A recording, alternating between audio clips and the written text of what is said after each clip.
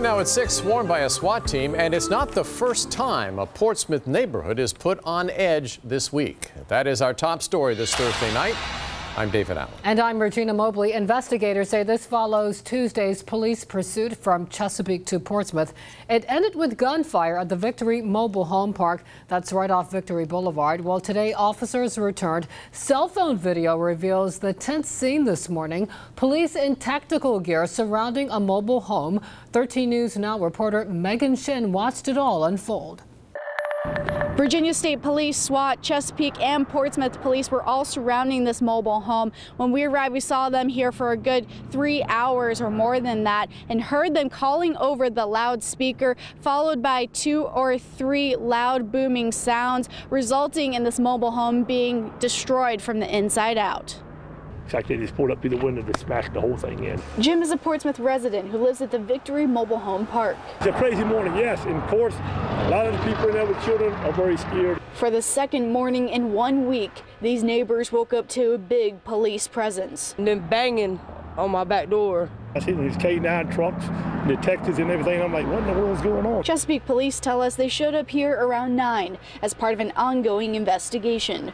They're looking for the suspect who they tried to pull over for a traffic stop, led them on a pursuit from Chesapeake to Portsmouth, then exchanged gunfire with and ran off. I'm just baffled about what's going on. Diana Caruso says she knows the family who lives next door to the destroyed mobile home. The older lady and her niece and an infant in the house. They're awesome people. They're cool people. The Virginia State Police are investigating the officer-involved shooting. Chesapeake Police are still in charge of the other parts of the case. Portsmouth Police are helping so this mobile home park community can get back to routine life. So what are you doing now? Right now, I'm trying to go to work. In Portsmouth, Megan Shin, 13 News Now. Let's go live outside to the ocean front. Plenty of blue skies, but this is far from a beach day. One look at this and you can see why. Compared to yesterday, today was chilly. Temperatures struggled to stay in the 50s, and another swing is on the way. Evan is in for Jeff tonight. That's right, several swings. Today was one of those days that the roller coaster went down. Tomorrow we'll be climbing up and then a big drop. Get into the day on a Saturday. Lots of sunshine today, cooler because of the cold front that moved through yesterday, the same one that brought us those showers and thunderstorms. And with high pressure in control of our weather, it's been giving us those winds out of the north today. Now later tonight, that high will shift offshore and we'll be on the back side of it tomorrow, which means our winds will come in from the south, warmer direction, so temperatures will be climbing into the upper 60s and low 70s. We saw some spots that reached 60 degrees today and still 59 in Wakefield, 60 in Edenton. Closer to the coastline, we were mainly in the 40s. Virginia Beach sitting at 47 degrees right now, 49 in Currituck, and it's officially 52 degrees at the airport in Norfolk. And later tonight, we'll still look for those clear skies, but notice those temperatures. They'll be dropping back into the low 40s. And that's probably as far as we'll go tonight. Some inland spots, upper 30s. Those temperatures will be climbing tomorrow under mostly sunny skies, and then that big drop on Saturday. And with the cold rain and falling temperatures, could see some sleet mixing in a few spots. We'll time it out with Futurecast.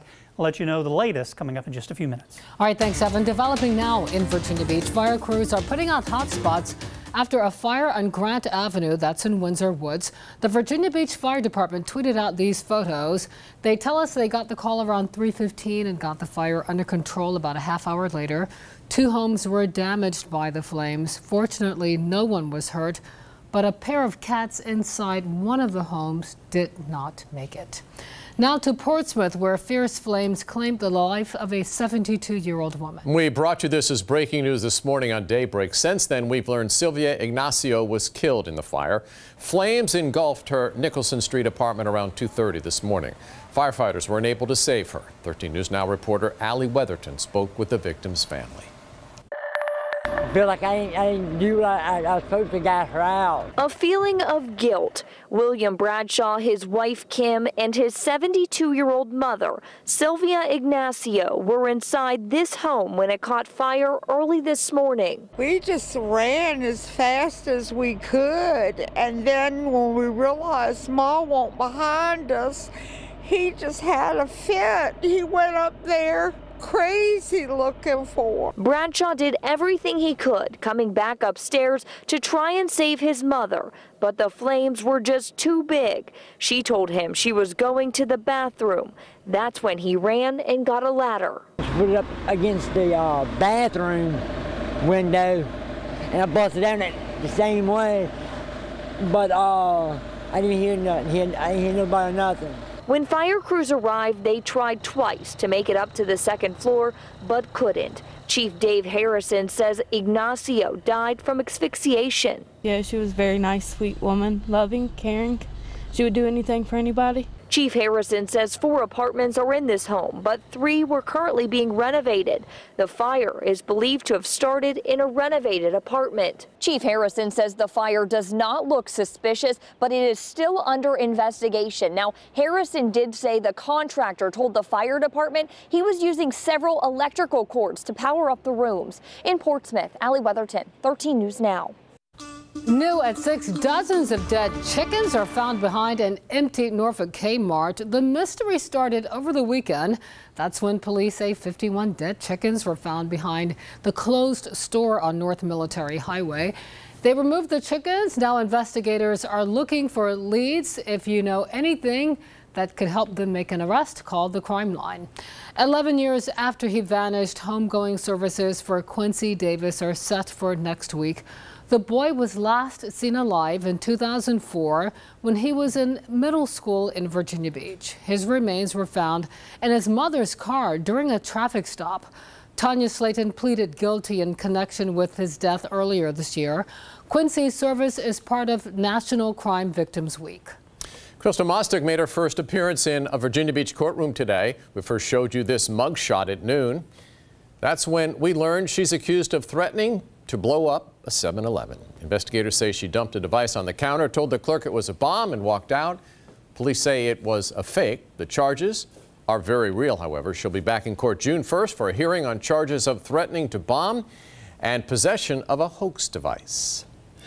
Live now to the HRBT. Traffic is moving again after a crane teeters off the interstate. Take a look for yourself right there. It happened just after 11 o'clock this morning in the eastbound lanes near 13th View Street. State troopers had to bring in 4 heavy-duty wreckers to pull the crane back onto the road.